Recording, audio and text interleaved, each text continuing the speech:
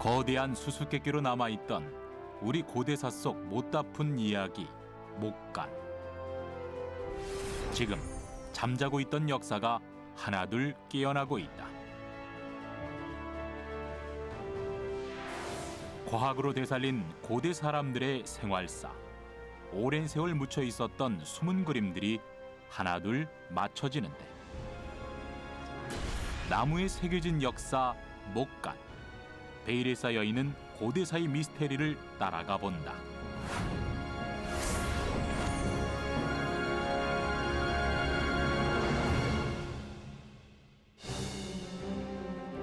(1976년) 전남 신안 앞바다. 암초가 많고 물살이 빨라 난해량이라 불린 이곳 바닷속에서 고선박이 그 존재를 알렸다. 중국에서 일본으로 가던 무역선으로 우리나라에서 발견된 최초의 수중 유물이었다. 신안선으로 시작된 수중 발굴 역사가 올해로 40주년을 맞았다. 한국의 해양 발굴 기술도 비약적으로 발전했다.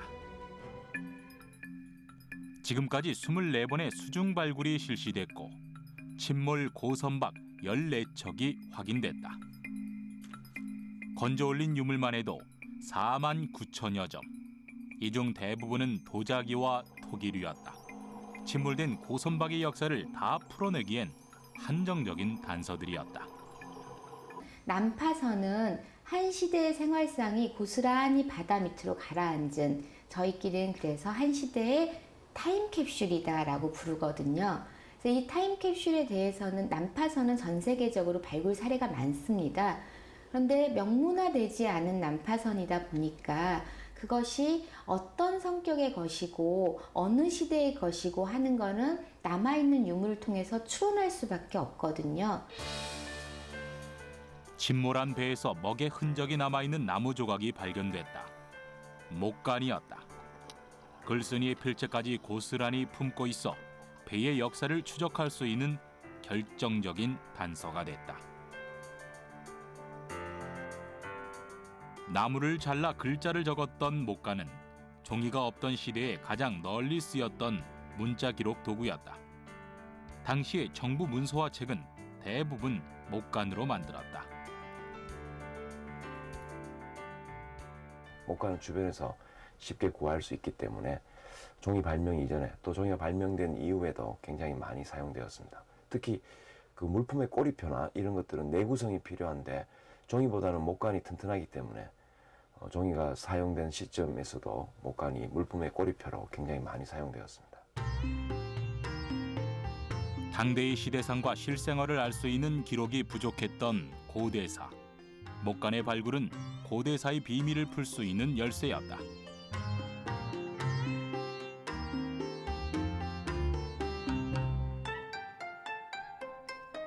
게다가 현재까지 전해지는 사료들이 후대의 역사가들에 의해서 주관적으로 서술된 기록이 대부분이었다.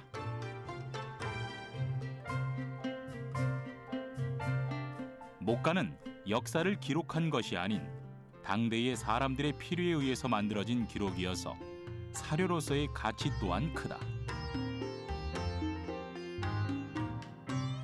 목간은 그 당대 자료이기 때문에 그 당대의 일상사라든지 어떤 정치적인 측면이라든지 그런 것들을 그 당시의 사실적 관계 속에서 우리가 이해할 수 있어서 굉장히 중요하고요. 또 일반적으로 문헌 자료에 남아있는 것들은 정치적 특징들을 갖고 있는 정치사 중심의 자료라면 이 목간은 일상사를 많이 담고 있습니다. 그래서 현재 우리가 문헌 자료에서 확인할 수 없는 그런 내용들을 많이 갖고 있기 때문에 그 자체로도 여러 가지 문헌 자료에 나타나지 않는 사실들을 또 밝혀준다는 측면에서 굉장히 좋은 자료라고 할 수 있습니다.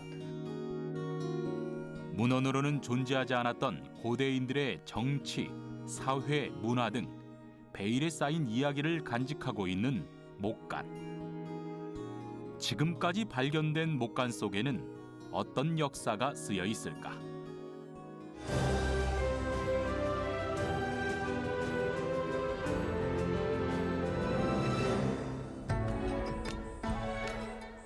신라 시대에 조성된 인공 연못 안압지. 문무왕 때 5천여 평의 거대한 연못을 조성하고 연못 서쪽에 건물들을 세운 신라 왕궁의 후원이었다.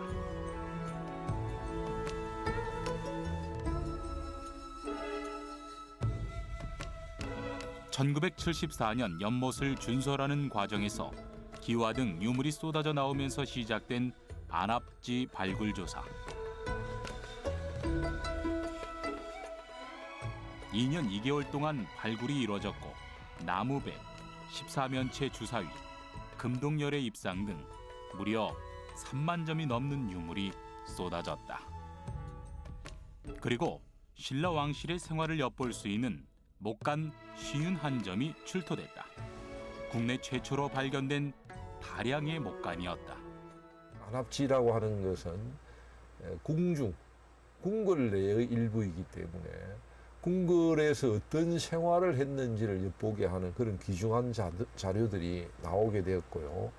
이로부터 이제 목간에 대한 관심을 점차적으로 기울여 가면서 목간이 알려지게 된 것입니다. 역시 그 관심을 기울이니까 하늘도 부엉한 것인지 굉장히 많은, 물론 많다고 그래야 중국이나 일본에 비해 가지고는 몇 점 되지 않지만은 한 500~600점에 달하는 목간 자료가 여기저기에서 출토되어 가지고 목간 연구가 본격적으로 이루어지게 된 것입니다. 실제로 안압지 목간에는 그동안 어디에서도 남아있지 않은 신라시대 왕실 생활이 고스란히 기록돼 있었다.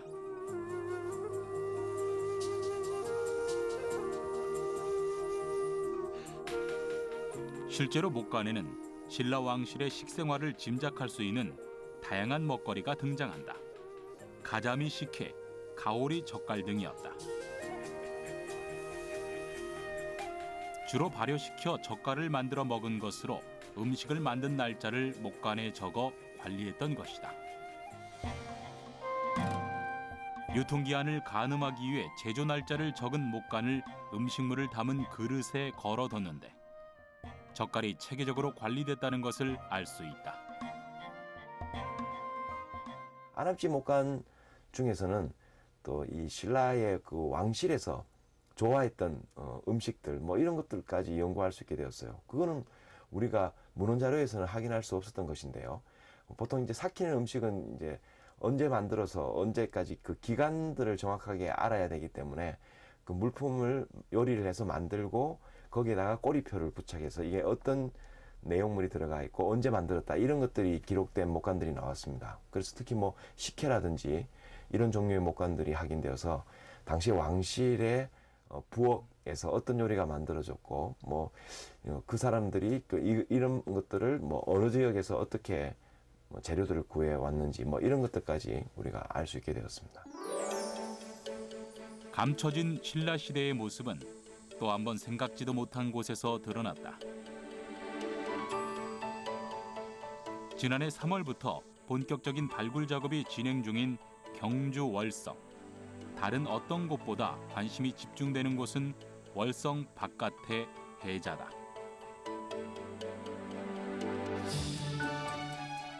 해자란 적의 침입을 막기 위해 성 밖을 둘러파서 못으로 만든 것으로 주로 평지에 만들어진 성곽에서 확인되고 있다. 월성 해자의 발굴 현황은 1980년대 시굴 조사를 통해서 나구역의 석축해자, 다구역의 1, 2, 3호 해자의 대략적인 규모를 확인하였습니다. 2000년대에 들어서 다구역의 4호와 5호 해자의 발굴 조사가 완료되었고 다구역의 4호, 5호 해자의 발굴 조사 완료 후 정비 복원이 이루어진 상태입니다. 현재는 다구역의 1, 2, 3호 해자에 대한 정밀 발굴 조사가 진행되고 있습니다. 과거 해자 발굴 당시 고배, 병, 등잔, 벼루, 막새기와 등 통유신라 전반의 유물들과 함께 목간이 발굴됐다.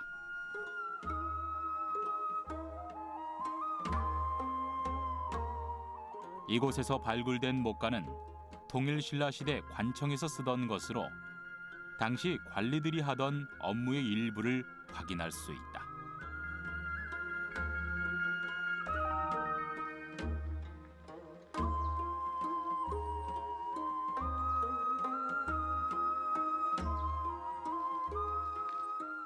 불교를 나라에서 관장하면서 경전을 베껴 쓰기 위해 종이를 따로 납품받아 썼다는 것과 식재료 등도 지원받았다는 것을 목간에서 확인할 수 있었다.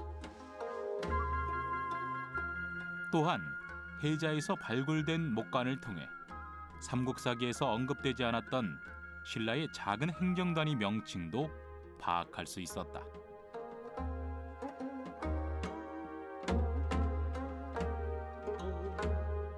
월성 해자 출토 목간에는 이제 부라는 좀 큰 단위 구역과 리라는 좀 작은 단위 구역이 등장합니다. 이 부와 리는 기존의 문헌이나 비문에도 등장하는데 월성 해자에서 나온 목간에서 나온 부와 리의 특징은 이제 부 아래에 이제 두 종류의 리가 있었다는 내용입니다. 즉 상중하 또는 새로울 신이라는 한문식의 리와 이제 아금 백품추상이라는 고유어를 가진 그런 두 종류의 리가 있었다는 것을 알 수 있는데, 이러한 부 아래에 두 종류의 리가 있었다는 것은 기존의 문헌에서는 알 수 없었던 새로운 내용이라고 할 수 있습니다. 미지의 영역으로 남겨진 역사에 한 발짝 더 다가가게 해준 목간. 어떻게 그 오랜 시간을 견디며 지금까지 전해줄 수 있었던 것일까?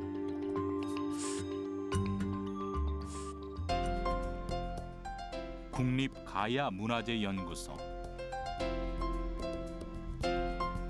지금까지 출토된 목간의 과학적 보존 처리와 함께 다방면의 연구가 진행되고 있다.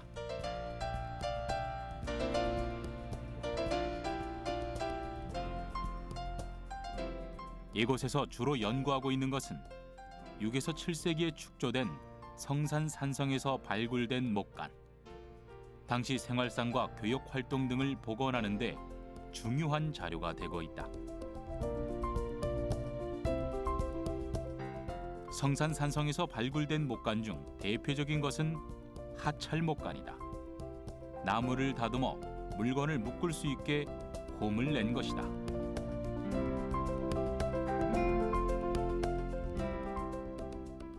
이 하찰목간은 어떠냐면 지금 물사벌, 두지, 폐일석이라고 적혀 있는데, 물사벌이라는 지역명과 두지라는 사람 인명, 그리고 폐 한 섬을 보냈다는 이런 뜻의 내용을 가지고 있는 목간입니다. 그래서 이 하찰목간은 조세를 어디에서 어디에 또 보낼 때 그 조세에 매달려서 이동되는 그런 역할을 하는 목간이 되겠습니다. 물건의 용도나 쓰임을 기록해 놓은 부찰목간은 성산산성 일대에 살고 있던 사람들의 생활 모습을 관찰할 수 있는 목간 중 하나다.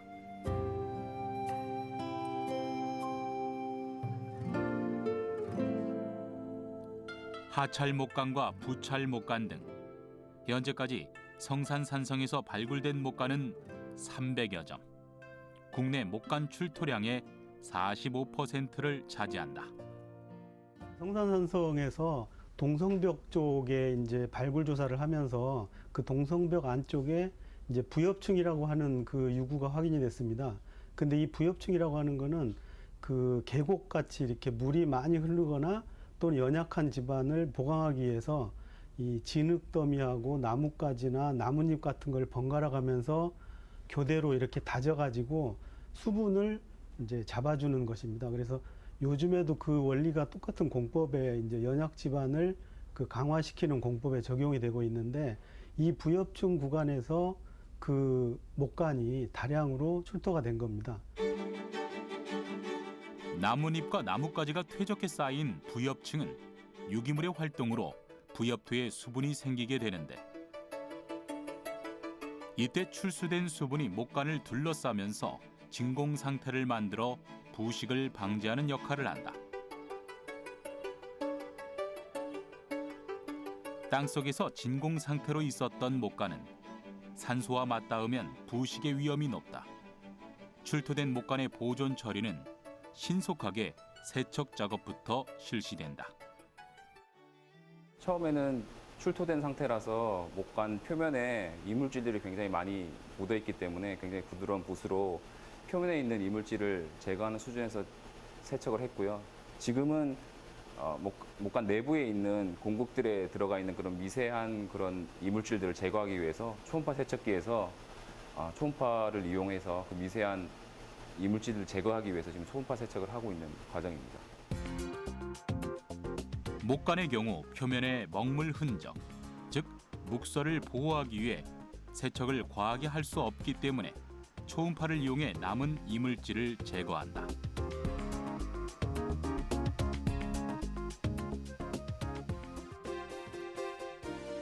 목간 속 공기는 감압기를 사용하는데 먼저 물을 채운 챔버 내의 공기를 빼 압력을 낮춘다. 부분 압력이 대기압보다 낮아져 목간 속에 존재하는 공기가 외부로 빠져나가는 원리다.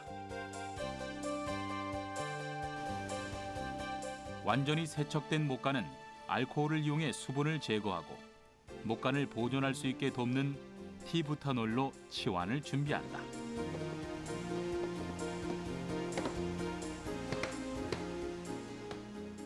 전에 알코올로 치환을 했는데 다음에 티부타놀로 치환을 하는 이유는 티부타놀을 동결 건조를 했을 때 물 사용한 것보다 동결 건조 시간이 굉장히 짧아지기 때문에 목재에 그만큼 스트레스가 덜 가게 되고 목재를 훨씬 더 온전하게 보존할 수 있기 때문에 티부타놀로 치환하는 작업을 했고요. 티부타놀을 치환한 이후에 PEG를 이용해서 강화 처리하는 그런 작업을 시행했습니다.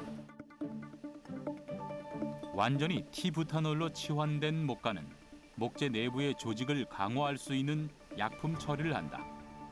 중탕 방식을 사용하는데 약품의 농도는 10%에서 50%까지 순차적으로 상승시켜야 한다.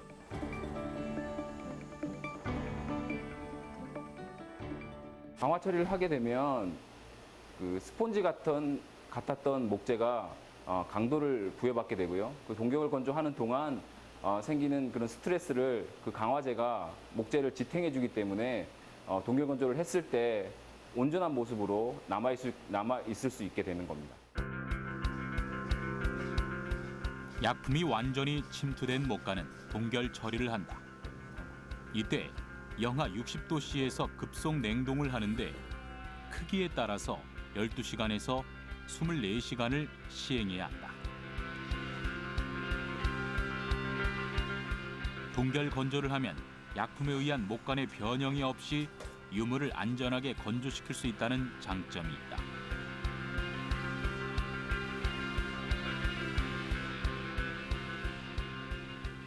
강화 처리가 끝난 유물을 초전 냉동고에서 영하 한 60도 정도까지 급냉을 시킨 후에 동결 건조기로 그 목재가 함유하고 있던 그런 수분이라든지 티부타놀을 승화시키는 방법으로 건조하는 방법을 지금 시행했습니다. 건조가 완전히 끝나면 원래의 형태를 복원하기 위한 작업에 들어간다. 스팀 세척기로 목간에 남아있는 약품을 완전히 제거한 후 목간의 묵서를 확인한다. 눈으로 확인이 불가능할 경우에는 적외선을 통해 남은 묵서의 흔적을 찾는다. 육안으로 확인이 안 되는 경우에는 긴 적외선을 이용해 반사된 묵서를 확인한다.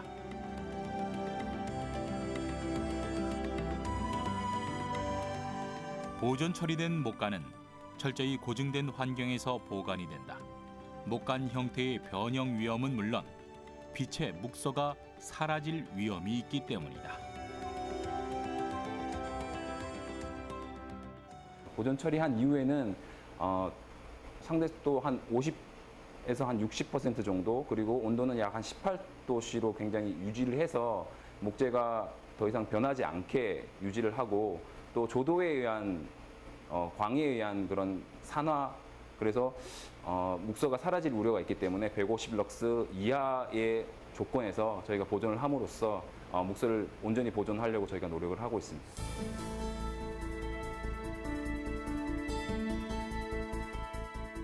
보존 처리 작업이 후대에 역사를 남기기 위한 것이라면 수종 분석은 목간의 과거를 확인하는 작업이다.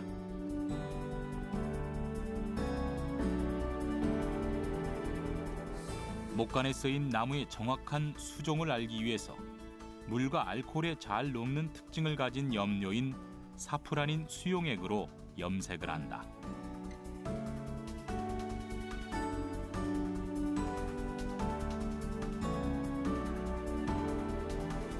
현미경으로 관찰할 때 나무의 세포벽이나 핵의 형태를 잘 보이게 하기 위해서다.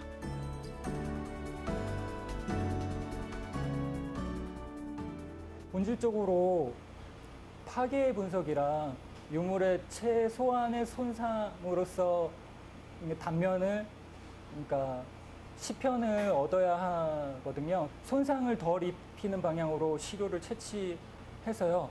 3단면, 그러니까 횡단면, 방사단면, 적섬단면을 채취해서 그 단면을 프레파라트 위에 올려서 현미경으로 관찰하여 수종 분석을 합니다. 실제로 함안 성산산성에서 발굴된 목간의 나무 종류만 해도 15종. 소나무가 전체의 75%를 차지하고 버드나무로 추정되는 것과 상수리나무 등이 그 뒤를 잇고 있다. 대부분 주위에서 쉽게 구할 수 있는 나무다.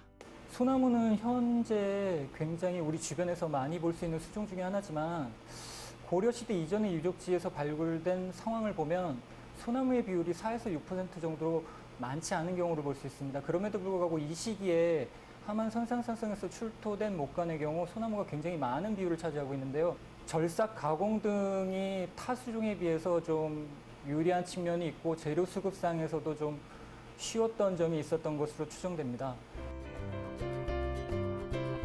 우리 삶 가까이에서 구할 수 있는 재료로 다양한 이야기를 기록했던 목간.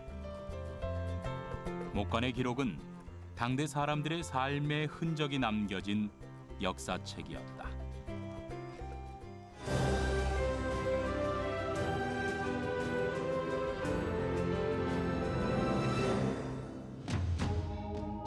지난 1월 세상을 깜짝 놀라게 한 발표가 있었다.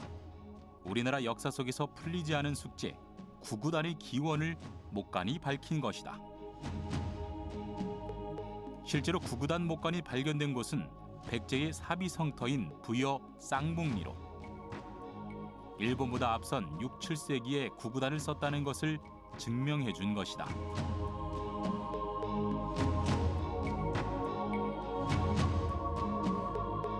백제의 구구단 목간은 같은 숫자의 경우 점 2개를 찍어 중복을 피하고 단별로 구획을 나눠 보기 쉽게 했다.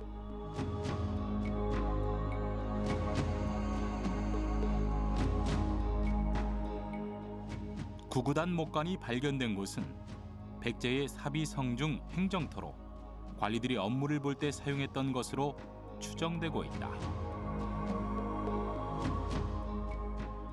특히 그 중국과 그 일본에서 나온 구구단 목간들은 그냥 그 단을 구분하지 않고, 예를 들면 9단, 8단 이런 것들을 구분하지 않고 계속 연결해서 사용한 서술했던 그런 구구단 목간인데요. 이 구구단 목간은 삼각형 자처럼 만들어서 9단과 8단 이렇게 단을 구분해서 나눠주고 있습니다. 또 마지막 부분들은 이렇게 손이 잡기 편하도록 이제 깎아서 약간 얇게 만들어뒀어요. 그래서 이제 잡으면서 실제로 이제 관료가 뭔가 이제 수학적 계산들을 할 때 크게 실용적으로 도움을 받았던 그런 기능을, 단순한 이제 외우는 어떤 그런 기능의 그런 기록이 아니라 이제 행정에 사용하기 위해서 사용했던 그런 목간이라는 것을 확인할 수 있게 되었습니다. 호남의 젖줄 영산강. 영산강의 물길은 삶의 중심이자 문화의 통로였다.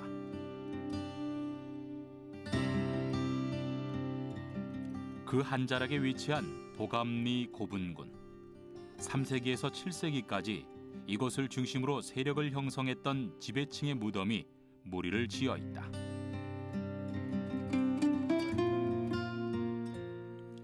영산강 유역에 대한 기록이 없는 상태에서 시작된 발굴.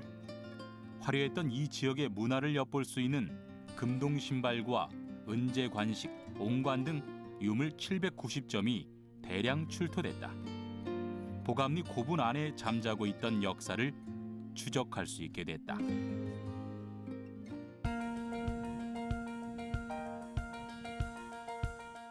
고분군 일대를 발굴하면서 모두를 깜짝 놀라게 할 유물이 출토됐다. 7세기 초 백제 시대에 사용된 28점의 목간이었다. 수도권과 충청권 밖에서 나온 최초의 백제 시대 목간이었다. 보감리 고분군이라고 하는 거대한 고분군을 조용한 세력의 근거지, 배후 세력은 어떤 성격을 갖고 있었는지, 그리고 현재는 사라져버린 봉부는 사라져버린 고분들은 몇 기 정도가 있는 것인지 등 확인하기 위해서 조사가 진행이 됐는데요. 그 과정의 뜻밖에도 1호 수열이라고 하는 커다란 구덩이 안에서 이와 같은 다양한 형태, 다양한 종류의 목간이 확인이 되었습니다. 이 시기 영산강 일대는 백제 왕실의 영향을 받고 있는 행정 단위 중 하나로 백제 왕실과 이곳 지방에 살던 권력자와 체계적인 보고 관리가 이루어졌다.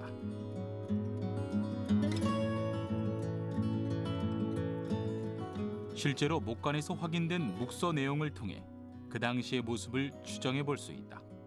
이곳에서 발견된 목간 대부분이 지방 관하에서 실시되고 있는 다양한 형태의 문서 행정 내용을 담고 있기 때문이다. 특히 백제의 사품에서 육품에 해당하는 관직명인 전항나설, 한설, 덕설이 적혀 있는 목간은 이 지역의 행정단위의 위상을 알 수 있는 자료다. 보감리 고분군에서 함께 발굴된 목걸이와 귀걸이, 은제 관식 등 백제 관리 중 육품 이상만 착용할 수 있었던 장식품이 이를 뒷받침해준다.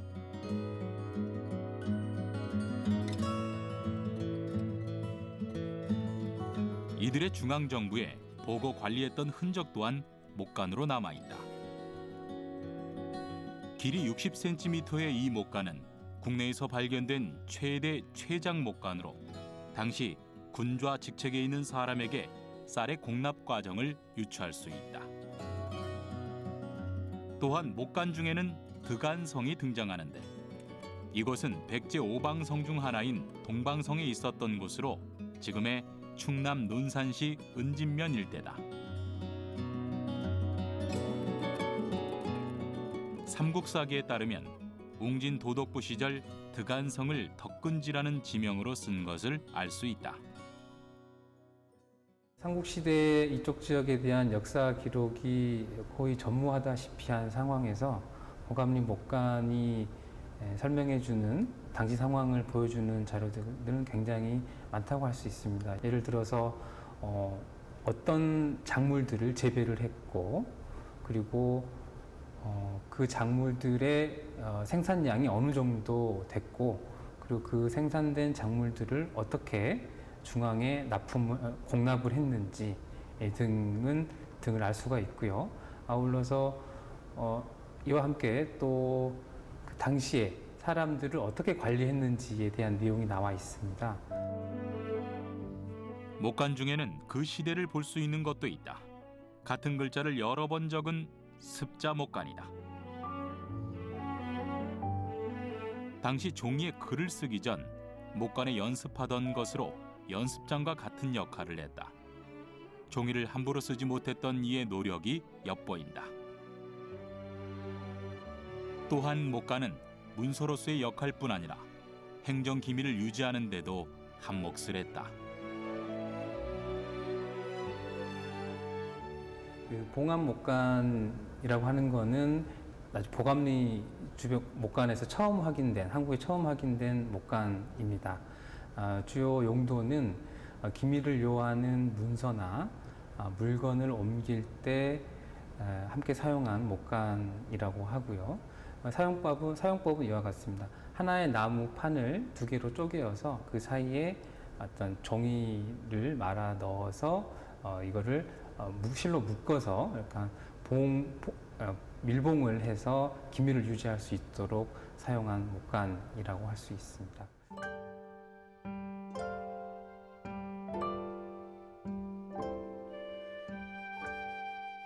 문헌에서도 공백지대와 다름없었던 6, 7세기 영산강 일대의 역사. 삼국사기를 봐도 이 지역에 대한 기록은 없었다. 역사 속 공백을 채운 건 목간이었다. 이곳이 화려한 문화를 꽃피웠던 백제의 지방 도시였음을 증언하고 있기 때문이다. 지방 관아가 있던 곳 또는 뭐 성이라거나 이런 곳들 군사적인 또는 정치적 필요성에 의해서 관리하고 운영하고 있던 이런 곳에서 목간이 나오는데 이것은 그 지역의 성격을 밝혀줄 수 있을 뿐만 아니고 목간이라고 하는 것이 이동이 용이한 성격의 것이기 때문에 서로 간에 교류하고 소통하는 그런 내용들도 그 속에 들어있어서 우리가 일반적으로 사설을 통해서 볼 수 없는 생생한 그대로의 모습을 담고 있다는 의미에서 목간 자료는 굉장히 중요한 자료라고 하겠습니다.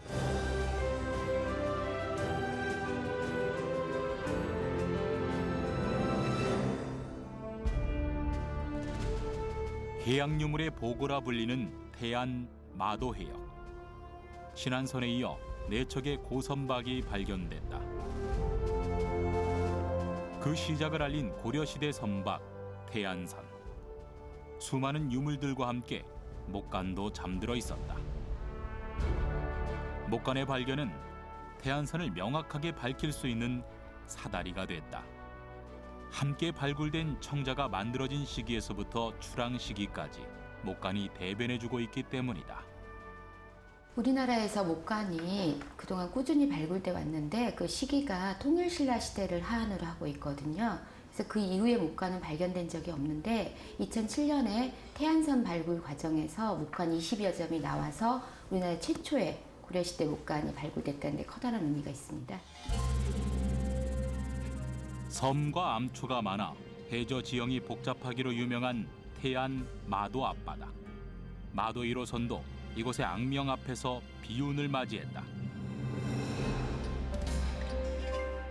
태안선 발굴로 고려시대 선박에 대한 정보를 한 차례 얻은 해양 발굴팀에게는 또 한 번 고려시대 역사를 새로 쓸 기회였다.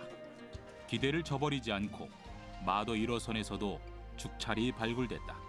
죽찰은 목간의 한 종류로 대나무에 글을 남긴 것을 말한다. 마도 1호선에서 발굴된 죽찰에 적혀있는 글자 정묘 무진, 이 배의 출항 시기를 풀 수 있는 암호였다. 역시 마도 1호선 목간도 태안선과 동일합니다. 마도 1호선에 실려 있는 화물들이 언제, 어디서 실려서 어디로 가고 거기에 실려 있는 화물은 어떤 거다. 그리고 특이한 것은 그 화물의 단위가 아주 정확하게 적혀 있습니다. 좀 상세하게 설명을 드리자면 마도 1호선 같은 경우에는 정묘년하고 무진년이라고 하는 간지가 드러나거든요. 정묘와 무진이 말하는 고려시대의 해담 역시 목간에 있었다. 같은 사람에게 보낸 여러 개의 화물표에서 대장군 김순영이라는 이름이 정확하게 기입돼 있다. 대장군 김순영은 고려 무신 정권기에 최충원 밑에서 1199년 대장군에 승진된 인물, 즉 정묘년, 무진년은 각각 1207년과 1208년이 되는 것이다. 마도 1호선이 1207년에서 1208년 사이에 물건을 실어서 가다가 마도 앞바다에서 침몰한 거죠. 그러면 이 마도 1호선은 어디에서 출발했는지도 역시 목간에 자세하게 적혀 있습니다. 지금 전라남도 해남, 나주, 그다음에 강진 이 지역을 포괄하고 있는데요. 나주의 회진이라든가 그다음에 해남 지역에 있는 죽산 이런 것이 지명이 네 곳이 나오고 있습니다. 마도 1호선의 출항 시기뿐 아니라 출발지와 도착지까지 알 수 있었다. 목간에 기록되어 있는 죽산현, 수령현, 회진현. 이 세 곳은 현재 전라남도 지역으로 해남, 장흥, 나주 지역을 말한다.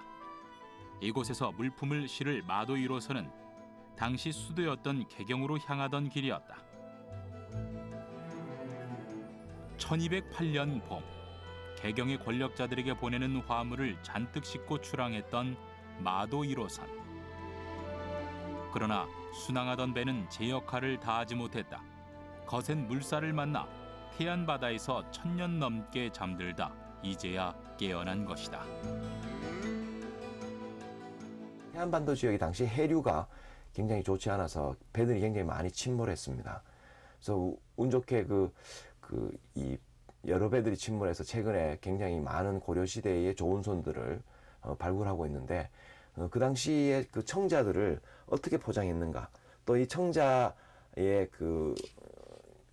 소비처, 그 청자가 공급되는 지배층들의 이름이라든지 또 이게 어떤 용도로 사용되는지 뭐 이런 것들을 기록해 놨습니다.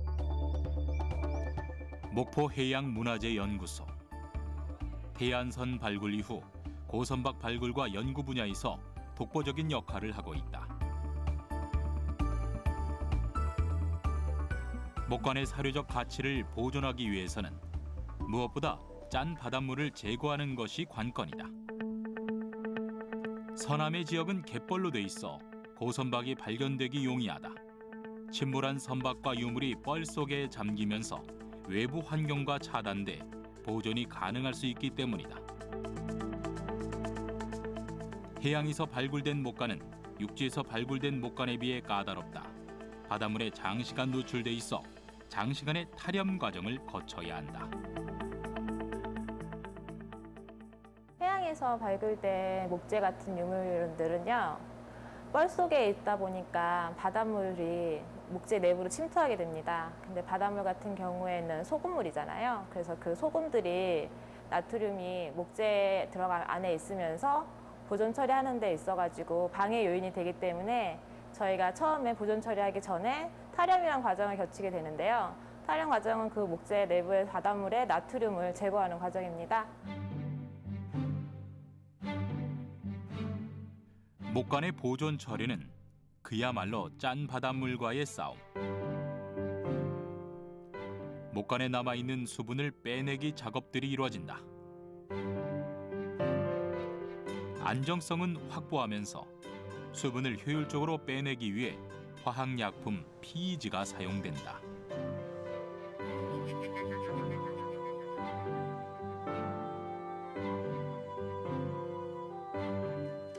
이후 급속 냉각과 동결 건조 처리를 하는데 목간 내부의 수분이 없어지면서 목재의 색도 밝아지고 형태의 변형도 없기 때문에 목재 유물에서 많이 쓰이는 방법이다.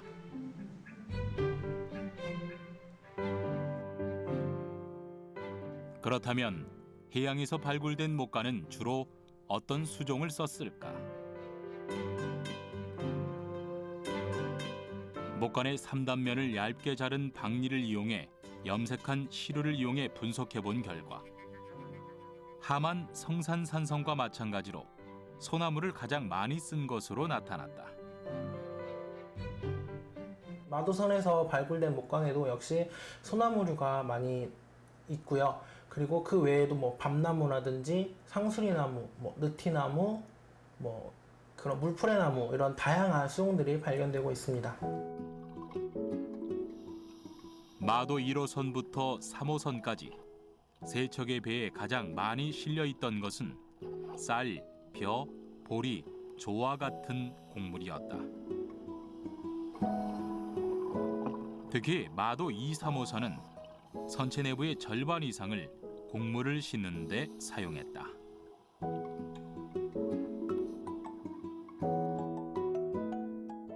지방에서 조세로 거둘 때 조운 제도를 활용했던 고려시대. 쌀, 콩 등의 물자를 강가나 해안가에 설치한 조창에 보관하였다가 배를 통해 수도로 운송하는 제도다.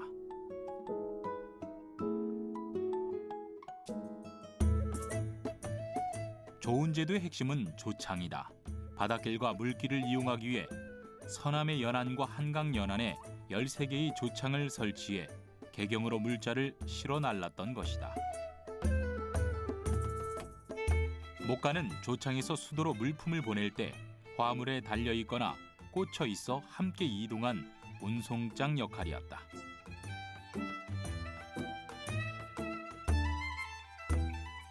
해양에서 발굴된 목간을 보면 당시 어떤 것들이 운송됐는지 알 수 있는데 그중 재미있는 것이 바로 고려시대 먹거리였다.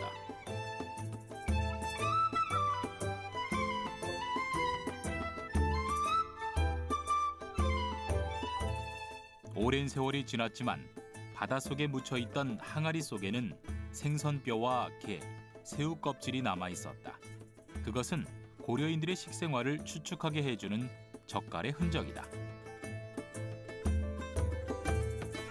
실제로 마도선에서 발굴된 죽간에는 고등어 젓갈과 게 젓갈이라는 글자가 적혀 있는데 당시에 귀족의 밥상에 올랐던 음식이었던 것을 추측할 수 있다. 저희가 마도 1호선을 판독하면서 가장 재밌었던 것이 고려시대 사람들의 먹거리입니다.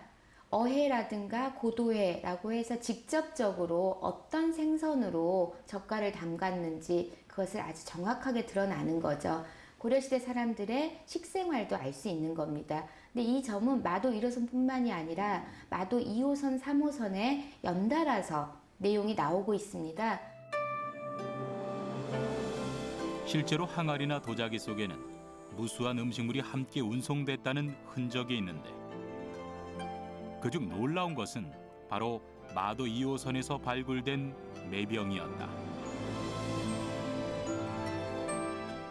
날렵함과 화려함으로 발굴촉이 많은 사람의 관심을 끌었던 것은 매병이었다. 매화를 꽂을 만한 아름다운 병이라 여겨 대다수 사람들은 장식적인 가치에 높은 비중을 뒀다. 그러나 이전의 정설들은 목간의 발굴로 인해 깨지게 된다. 네, 마도 2호선에 나온 매병과 죽찰은 하나의 세트로 나왔습니다. 그래서 매병의 입구 부분에 죽찰이 매달려 있으면서 그 매병의 이름과 쓰임새가 명확하게 드러났습니다. 내용을 보면은 중방에 있는 하급장교, 중방 도장교 오문부에게 보내는 것이다. 그러면서 거기에 적혀 있는 가장 재밌는 표현은 꿀과 참기름을 담은 단지 준자를 쓴 준이다 라고 적혀 있었습니다. 이 소리는 무슨 소리냐면 매병에 대해서 고려시대 사람들은 매병이라 부르지 않고 준이라고 불렀다는 사실을 알 수 있습니다. 담다라는 뜻의 준자가 적혀 있는 매병의 목간. 매병은 당시 음식물을 담가 보관하는 실생활 용품이었던 것이다. 고려사와 도자기 사이의 통념을 뒤집어 버린 일이었다. 고려시대에는 매병에 담을 정도로 꿀과 참기름이 귀한 음식이었다는 것을 역으로 알려주는 것이죠. 그래서 이 매병과 두 점의 매병과 두 점의 죽차를 통해서 도자기를 연구하시는 분들에게 고려시대 매병은 준이라고 불렸고 생활 액체를 담은 쓰임이 있었다라는 것을 전달할 수 있게 되었습니다. 목간의 발굴과 보존은 우리 역사를 하루아침에 바꿔놓을 수도 있는 중요한 역사 자산이다. 아직도 다 밝혀지지 않은 목간의 비밀. 비어져 있는 글 속에 담긴 당시 사람들의 문화와 생활은 우리가 알아야 하는 역사와 만나는 것과 같다. 누군가가 자료를 모아서 2차적으로 가공하는 것이 아니라 그 시절에 그 현장에서 바로 만들어지는 것이거든요. 그러니까 당대의 생활성을 가장 직접적으로 알려주는 기본 중에 기본 사료가 될 수 있어서 목간 연구가 주는 중요성은 또 많다고 생각을 합니다. 기존에 이제 우리 교과서에 쓰여진 것조차도 대부분 이제 정치적인 걸 중심으로 해서 다루고 있는데 이 목간 자료에는 그런 것에 빠져 있는 그 생활사 관련되는 부분이 많이 나와 있고요. 또 기존의 사서의 그 오류들을 많이 수정할 수가 있습니다. 그래서 중국이나 일본에서는 그동안에 기존의 사서만 가지고 연구해서 오랫동안 논쟁해왔던 그런 주제들도 목간 자료가 나옴으로써 논쟁이 해결된 경우도 많이 있습니다. 그런 자료들 우리도 아마 틀림없이 국내에서도 그런 자료들이 나오고 있고 앞으로도 많이 나오리라고 생각을 합니다. 문헌이나 기록으로 남아있지 않은 보통 사람들의 역사, 목간. 그들이 나무에 남긴 글은 평범한 사람들의 삶, 그 자체였다. 그리고 지금 우리가 누리고 있는 생활이 바로 그들에게서 시작됐음을 목간은 생생하게 증언해주고 있다. 아직 다 풀지 못한 목간 속 이야기, 그 비밀이 풀리는 날, 우리의 역사는 또 한 번 바뀔 것이다.